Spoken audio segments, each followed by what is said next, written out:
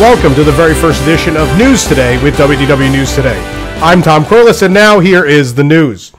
The world's biggest mouse party is already kicking off at the U.S. Disney parks, with 3 new merchandise lines being released today at the Walt Disney World and Disneyland resorts.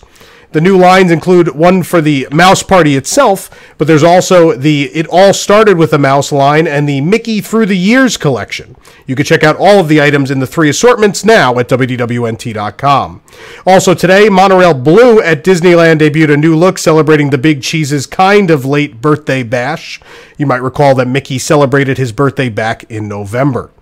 The party, of course, continues later this month with the return of Soundsational and the debut of Mickey's Mix Magic at Disneyland Park, as well as Mickey and Minnie's Surprise Celebration at the Magic Kingdom beginning January 18th.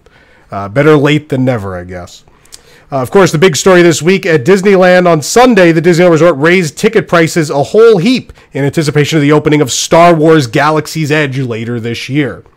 The increase makes up one of the largest, if not the largest, price hikes that Disneyland has seen in its nearly 64-year history, with one-day ticket costs jumping over 10% and some annual passes up a whopping 23% in price. The addition of the Max Pass service was also raised from $10 a day to $15 a day. For annual pass holders, it will now cost an additional $25 a year to add it to their ticket if it doesn't already include it, and that'll be at a grand total of $100. The Disney Premier Passport, which offers access to Walt Disney World and Disneyland Resort theme parks, is all the way up to $1,949 plus tax. The tax puts the ticket price over $2,000, a new high in Disney ticket prices. These changes, of course, come less than a year after the last major price increase and only months after Disney introduced a new park-specific blockout calendar for tickets. Disney also released a discounted ticket offer this week as well. In the interest of fairness, we'll mention that. To see all of the pricing changes, be sure to head to WDWNT.com. DJ's Dance and Drive was an opening day Cars Land offering, but it is no more as of January 6th. Of course, the show was hosted by DJ, a 2004 Scion and a member of the Delinquent Road Hazards. Since June 15, 2012, DJ's been rolling down Radiator Springs multiple times a day with his giant speakers, built-in disc changer, and his very own interactive dance party. He'd blast some of Cars Land's classic tunes like Life is a Highway and Route 66, and dance along with some of the waitresses from Flo's V8 Cafe. Yesterday, January 6th, again, was the last time the Dance and Drive would happen. We aren't entirely sure of what show, if any, will replace the interactive dance party, but with Cars Land constantly evolving, we're sure they'll come up with something. There are changes you'll need to know about if you're looking to buy any resold points or ownership in the Disney Vacation Club. These changes are good to keep in mind if you're looking to join via that method. Beginning January 19th, anybody who purchases a resale contract for one of the 14 original Disney Vacation Club resorts will be limited to staying at those resorts. That means that anybody who buys a resale contract after January 19th would not be able to use their points to stay at Disney's new Riviera Resort or at the new Reflections, a Disney Lakeside Lodge at Walt Disney World. Once sales for Riviera Resort begin, those who purchase a contract for that resort on the resale market will be limited to staying only at Riviera. This means that anybody who purchases a resale contract with Riviera as their home resort would not be able to use their points to stay at any of the existing Disney Vacation Club resorts or presumably any future ones. Any contracts that have been submitted to Disney for the right of first refusal before January 19th will be grandfathered into the change, and therefore those people would be able to use their points to stay at Riviera or Reflections when they open.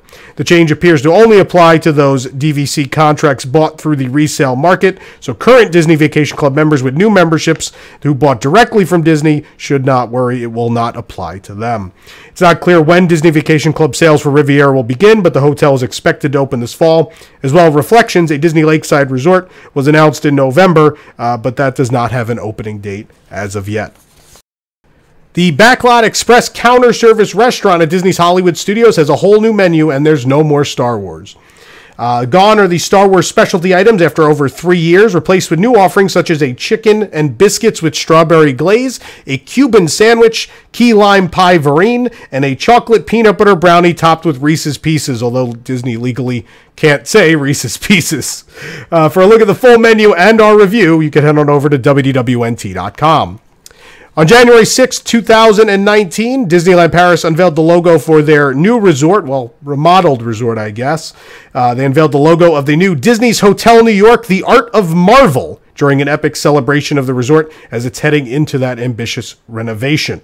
Opening summer 2020, it will infuse the dynamic, inspiring art world of superheroes, including Iron Man, the Avengers, and Spider-Man, among others, to the elegant and vibrant Big Apple atmosphere. Since 1992, the Disney's Hotel New York has welcomed millions of guests and immersed them into New York culture, the design of architect Michael Graves, and the atmosphere of the Big Apple. As it's preparing for the most spectacular transformation in its history, the resort is, of course, closed. The hotel reimagining will create an environment evoking a luxury and contemporary Manhattan establishment.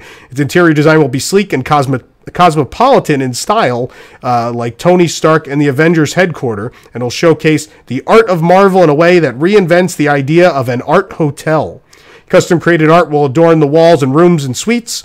Bold pieces on display in public areas will showcase the diverse wealth of art from the Marvel Universe. Comic art, film design, sculpture, costume, all displayed in the style of a contemporary New York art gallery. Pieces will include comic book covers, posters, concept art from films, storyboards, production design, props, original sketches, media, and more. The hotel will offer 476 standard rooms, 65 executive rooms, and 8 standard suites. The room interiors reflect the sophisticated urban style of Tony Stark's taste, with a color palette reminiscent of his Iron Man suit and art featuring Marvel superheroes. One-of-a-kind suites are each meticulously fashioned around Marvel superheroes and New York City themes. New York and Marvel come together in an environment that is both sophisticated and fun, showcasing the art of Marvel in a new and exciting way. Disney's Hotel New York, The Art of Marvel, will open in the summer of 2020. For more Disney news, of course, head on over to WDWNT.com. For the worldwide leader in Disney Parks news, this is Tom Corless saying enjoy the rest of today and have a great, big, beautiful tomorrow.